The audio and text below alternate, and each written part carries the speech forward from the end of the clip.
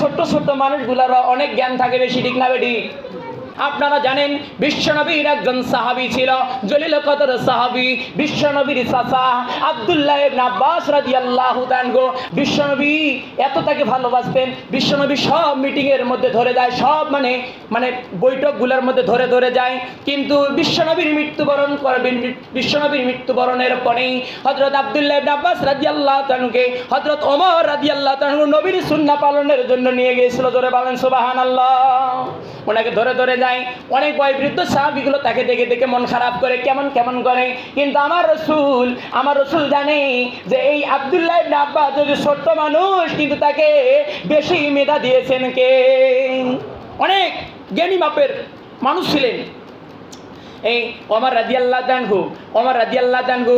একদিন ঘটনাক্রমে তিনি সামনে তাকে রাখে, মানুষগুলো মন খারাপ করে, মনোমালিন্য করে। হযরত ওমর বলে, একদিন না একদিন তোমাকে দেখিয়ে দেব যে এই ছোট্ট সন্তানকে আমি কেন আমি সামনে রাখি। ধরে বলেন আল্লাহু আকবার।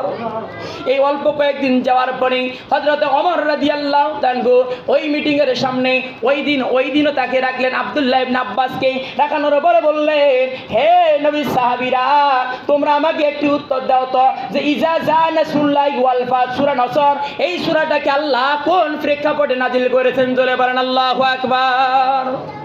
অনেক সাহাবীরা বলছে এটা শহর বিজয়ের জন্য, আল্লাহর পক্ষ থেকে সাহায্য আসবে, এই জন্যে। আল্লাহ রসুলের সাহাবীরা বিভিন্ন উত্তর দেওয়া শুরু করলেন। হযরত ওমর রাদিয়াল্লাহু তাআলা বলছে, না না না, তোমার উত্তর হয় নাই, তোমরা যে উত্তরগুলো দিয়েছে একটিও উত্তর পর্যন্ত হয় নাই। এবার আব্দুল্লাহ ইবনে আব্বাস রাদিয়াল্লাহু তাআলাকে বলা হলো, হে যুবক, তুমি বলো তো দেখি, এই ইজা জা নাসরুল্লাহি ওয়াল ফাত এই সূরাটাকে আল্লাহ কোন প্রেক্ষাপটে নাজিল করেছে? হযরত আব্দুল্লাহ ইবনে আব্বাস মিম্বারে দাঁড়িয়ে জবাব দিয়েছে, আমিরুল মুমিনিন হযরত ওমর রে, এই সূরাকে আমার আল্লাহ নাজিল করেছে বিশ্ব নবীর মৃত্যুর অগ্রিম খবর দিয়েছেন। জোরে বলেন আল্লাহু আকবার। এই জন্য আমার ভাইয়েরা, একান্ত আপনজনেরা, অনেক সময় ছোট্ট মানুষেরও জ্ঞান থাকেই। মানুষ যে ছোট্ট হবে জন্য তাকে আমরা হ্যাঁ প্রতিপন্ন করব, এটা হতে পারে না।